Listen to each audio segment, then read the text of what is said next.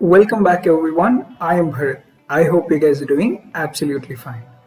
The agenda of today's video would be, we will walk through what we have done till now, understand the demerits of running tasks in ECS service without a load balancer, and we'll have a small overview on what an application load balancer is, and then we'll create an application load balancer and attach it to ECS service. So without any further delays, let's get started. Let me open up VS Code here. So we had created a simple Flask API with base endpoint and items endpoint, and we have created a Docker file. Also, we created an image out of it, and we pushed it to ECR repository, and we have created a service out of it.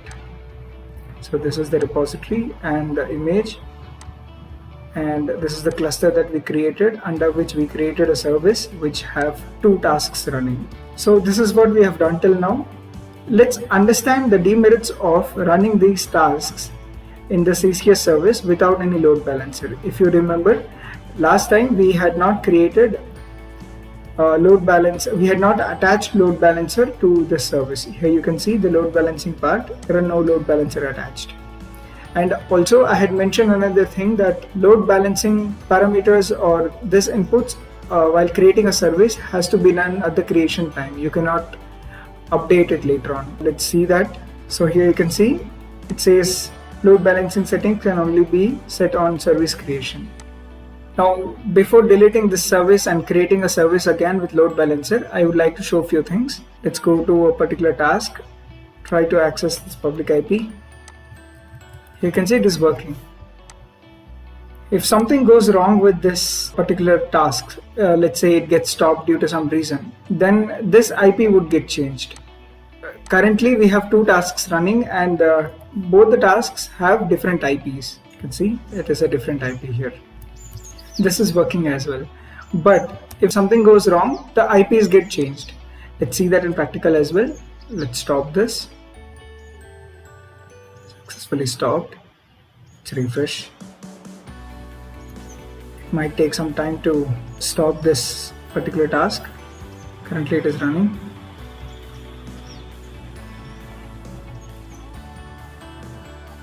You can see a new one is being provisioned. And let's go on to this task, and you can see a new public IP is generated.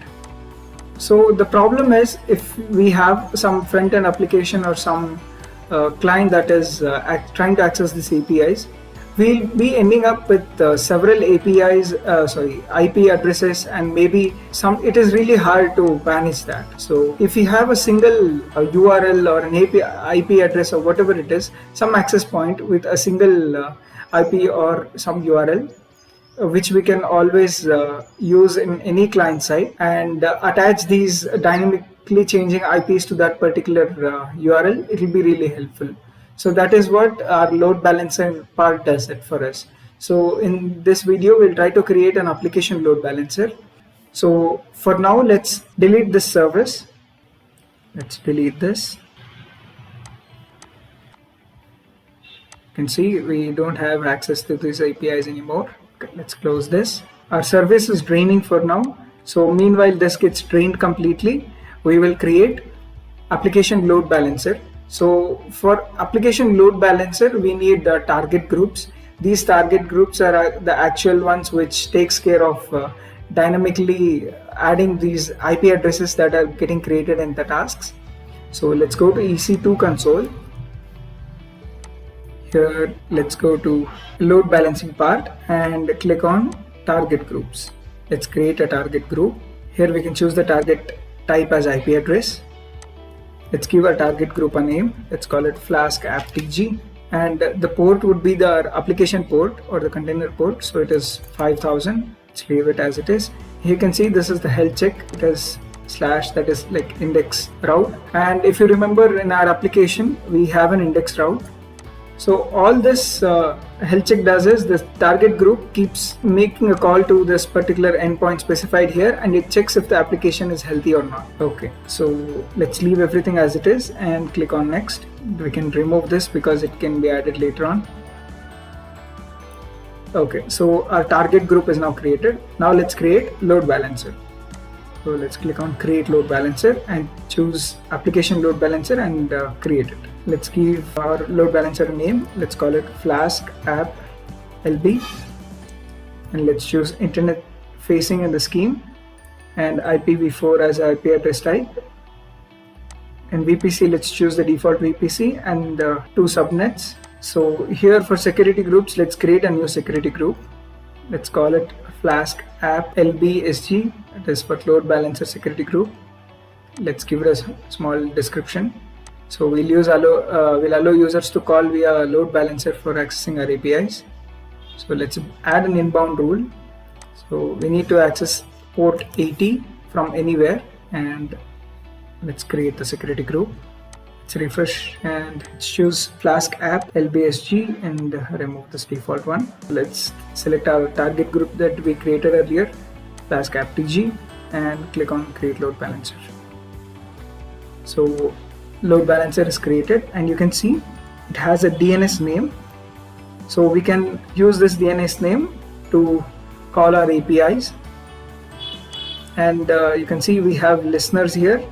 So using this listeners, we can forward all our traffic to a particular target group, or we can in fact target multiple target groups as well by adding rules.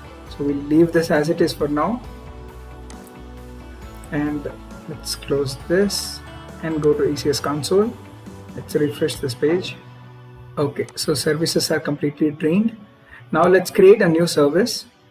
Let's choose launch type as Fargate. Everything else is fine. Task definition and cluster. So let's give service a name. Let's call it Flask App. And number of tasks, this time let's have 1. And let's click next. Choose VPC and subnets. Security group, we already have one. So let's choose Flask App SG, which we had created in earlier video. And let's choose the load balancer type as application load balancer. And this is the one which we created right now. So it's already selected because that's the only load balancer that we have. And let's add this to load balancer and choose a listener and target group and click next. Next. And let's create service. So service is now created. Let's wait for tasks to be running.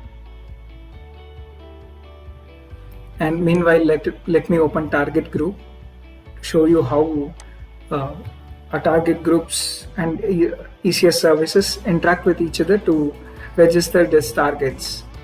Okay, so the task is now it has started provisioning, and it'll, by the time it gets created completely, it'll register those IPs in this registered targets in the target group. Let's wait for the status to be running. Okay, it is running now. Let's refresh this.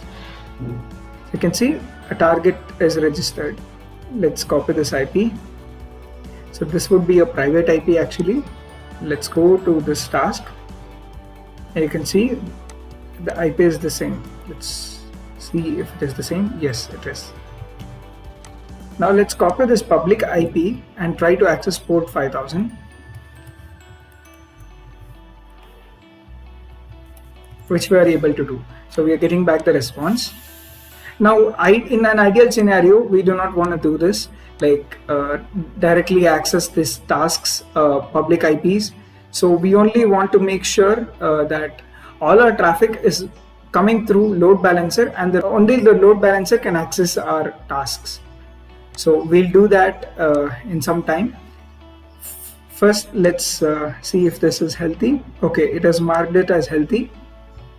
Now let's go to load balancer, copy DNS name, and try to access this API. You can see it returned back the response. So the first time when we tried to access it, it took some time, but from the next time it will be very fast. So let's check for items endpoint, and it is returning as well. Now, as I mentioned earlier, let's make sure all the traffic goes only via application load balancer, and we do not have any direct access to these tasks, public IP addresses.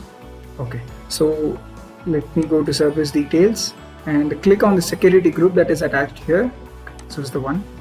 Let's change this Embed rules. Here you can see it is now like allowing from traffic from anywhere. What we'll do is like we'll delete these rules and create a new rule and allow port 5000 to be accessible by our security group, that is load balancer security group. And let's save this. Okay, once this is done, we can go to ECS, click on tasks, choose the task and copy this public IP, and let's try to access port 5000 now. You can see it is taking a long time. That means it is unable to access this IP now directly. Let's try accessing it from this load balancer, which you can see it is still working fine. So now we have added another layer of security that cannot access these tasks directly. So that is it for this video, guys. If you found this was helpful, hit on the like button, share it with your friends, and drop your valuable suggestions and thoughts in the comment section below. Don't forget to subscribe to the channel if you haven't yet, and hit on the notification bell so you never miss out any of our latest updates. Thank you for watching. I look forward to meet you guys in the upcoming videos.